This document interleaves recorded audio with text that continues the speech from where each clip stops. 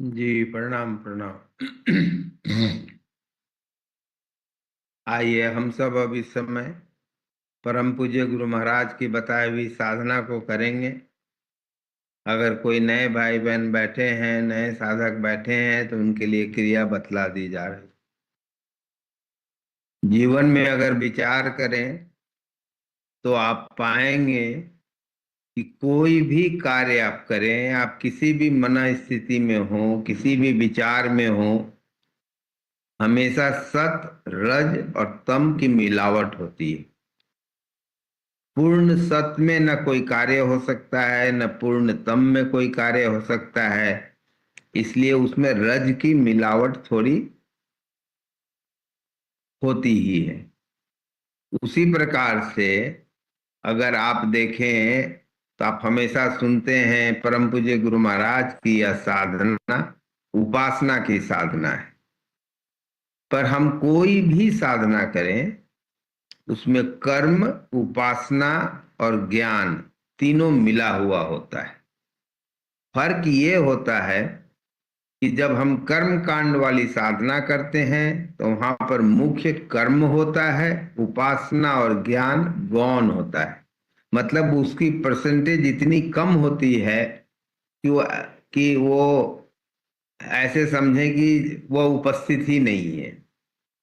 क्योंकि जैसे अगर 100% में अगर 90%, 95% अगर कर्म है, तो वो 5% कुछ असर उतना प्रदान कर नहीं पाता। और इसीलिए कहते हैं परम पूज्य गुरु महाराज की यह साधना कर्म, उपासना और ज्ञान की मिलौनी है। पर वास्तव में कर्म बहुत ही यहाँ पर कम है, उपासना का ज्यादा महत्व है। जब धीरे धीरे उस उपासना को मुख्य रूप से अपने साधना का अंग बनाते चले जाएंगे, तो धीरे धीरे होता क्या है कि वह उपासना यानी कि जिसकी आप संगति कर रहे हैं, उपासना यानी कि अपने समर्थ गुरु की संगति करना, उनके साथ बैठना, उनके समक्ष बैठना। आप जो भी शब्द कह लें, वस्तुतः इतना ही है कि विचार आपका उनके ऊपर केंद्रित है। तो धीरे धीरे आप जिनकी संगति करेंगे, उनके ज्ञान आपके अंदर उतरते चले जाते हैं, उनके गुण उतरते चले जाते हैं। और इस प्रकार वह ज्ञान आपके अंदर उतरेगा। और इस प्रकार यह तीनों की मिलौनी हो जाती है। क्योंकि कर्म तो इतना ही है कि आपके अंदर वह इच्छा होनी चाहिए कि हमें परमात्मा को जानना है, या गुरु महाराज से प्रेम करना है, गुरु महाराज की बताई हुई साधना उन्होंने जो कहा है उसे जीवन में उतारना है। तो कर्म इतना ही है। फिर आप बैठ गए तो उपासना में चले गए। और धीरे धीरे आप जैसे जैसे साधना में बढ़ते चले जाएंगे, अब ज्ञान कैसे उतरता है समझ लें। ज्ञान ऐसे उतरता है, आप सब देखते हैं कि आजकल रेडियो हो, टेलीविजन हो या कई दूसरे संचार माध्यम हैं। आप एक उपकरण लेते हैं, उससे उस संचार माध्यम को आप कनेक्ट करते हैं। पर वो न कोई तार जुड़ा हुआ है, न कोई और चीज जुड़ा हुआ है। यानी कि आप हवा से उस एनर्जी को या उस विचार को या उस रे को आप अपने उपकरण में लाते हैं और आप सुनते हैं या देखते हैं। उसी प्रकार से परम पूज्य गुरु महाराज की वाणी इस हवा में के कण कण में फैली हुई है।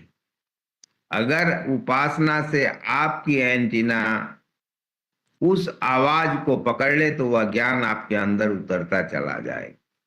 जैसे उस उपकरण में जिस चैनल को आप लगाते हैं, उस चैनल के बातें आपके उपकरण में उतरती चली जाती हैं और आप देखते हैं।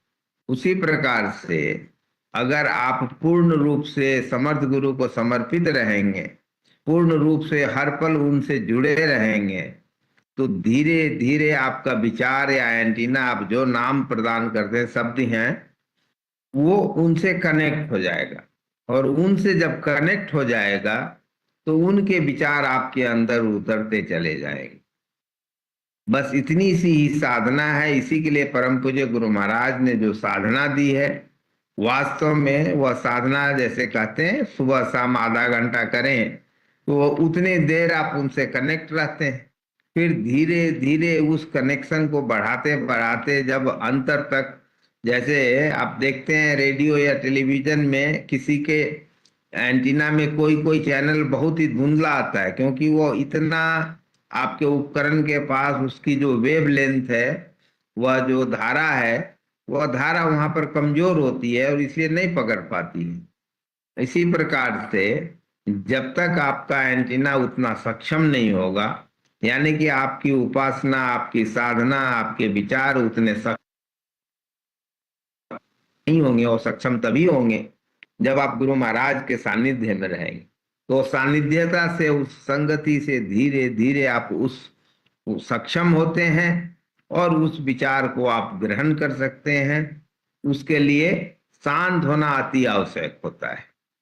तो उसी के लिए हम सब इस समय बैठे हैं, उसी साधना को करने के लिए।